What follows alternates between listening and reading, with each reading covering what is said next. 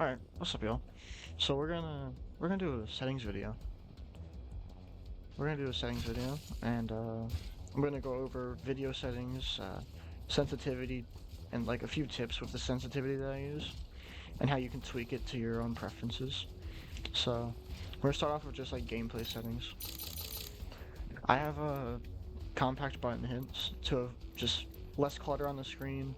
But I mean, button hints are off, so like nothing's gonna be on the bottom of my screen when I'm trying in a fight or like just trying to look at the bottom of my screen for anything. No, I just personal preference. Crosshair damage, I have it off just because. Uh, Again, clutter. Damage numbers both personal preference. Enemy health bar, have that turned on. That way you can see your enemy's health. It's just simple as that. Ping opacity, default. I never really felt like faded helped much. Enemy highlight, have that on. That just makes it easy to see enemies. Obituaries on minimap rotation, I have off personal preference. Always sprint, I have on for super glides, especially and when I play MNK as well. Auto weapon weapon auto cycle on empty, just cause makes everything easier. What else? Auto auto runs off because always sprints on. Jetpack is hold. Damage feedback 3D. I have this turned off, that way I can get shield swaps. Actually get shield swaps. So that way I'm getting shot, doesn't just go away. Off-screen portraits, I don't even know. Oh, okay. No, this doesn't matter to me. None of this really matters right here. Reticle color doesn't really matter. None of this. Dirtanopia. This is where if you're playing a recon legend, they're gonna be blue. It used to be like if you use a digital threat, the person would look blue. Now it's different. And then mouse and key settings, we're not gonna go over that. We're gonna go to controller settings. Crouch and aim, hold. That's what I use. Toggle can be good for crouching as well. Default stick layout. Button layout. I use a custom button layout, so that's it. Just I don't have to play claw as much. It makes it easier to just move things around. I'll put the for people on PlayStation using a PlayStation controller. Well, like I am using a PlayStation controller. Well, one is based off a PlayStation controller, but it recognizes it as an Xbox controller.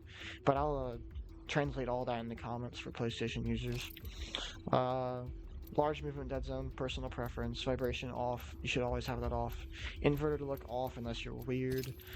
Alright, here it comes. The ALCS, 5% dead zone. My controller also has custom dead zones, but this is what just matches it and makes it feel good. Auto threshold 3. Response curve should never be higher than 10. I keep it at 5. Nice in between linear and classic. Don't use per optics.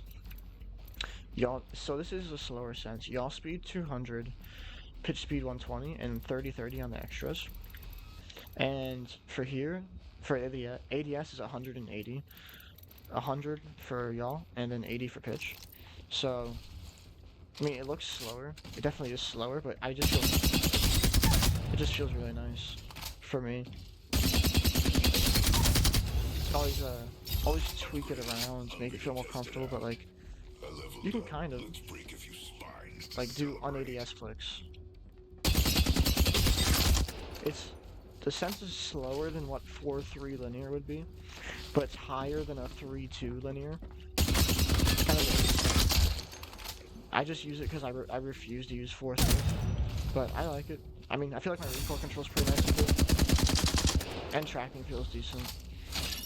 So that's the sense itself. Now for video, right now I've been experimenting with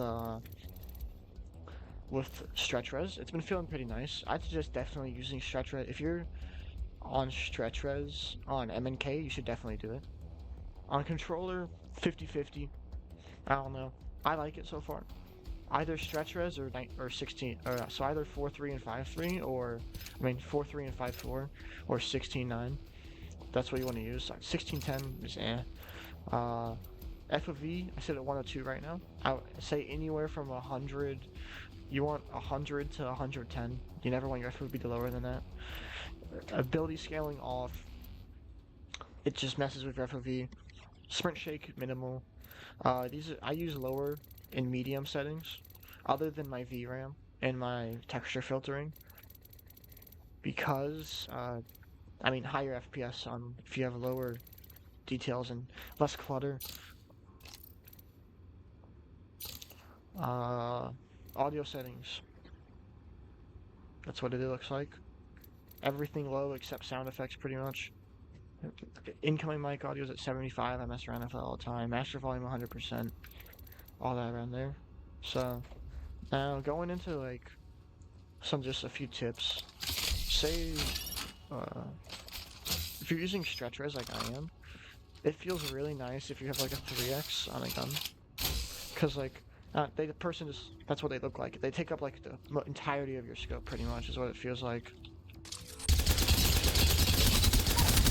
And for everyone that uses the Havoc, I greatly suggest, as it's don't use a turbocharger, especially since the turbocharger is going to get removed at split. Don't use it. Just as you're charging up, start pulling down, and then boom. What else? I said this sense. The sense actually feels really nice with the wingman. It also feels nice with any AR, most SMGs, LMGs. I would say that like I don't really snipe, but snipers it might feel a little weird since it's slow, so you're not gonna get as much tracking like with the longbow or the Kraber. Shotguns, it feels really nice with the PK and Mastiff. With the Eva and Mozam, it's a little more 50-50, but the fire rate on them makes up for like a little bit of inaccuracies.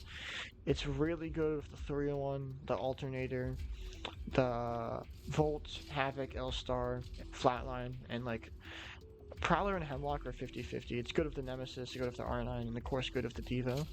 But yeah, that's a sense, and I'll probably in the near future be uploading a video that's focuses on how to win your 1v3s or 1v2s, how to isolate 1v1s within team fights. So that's all I have. But that's the sense, and that's really what I think you should be using.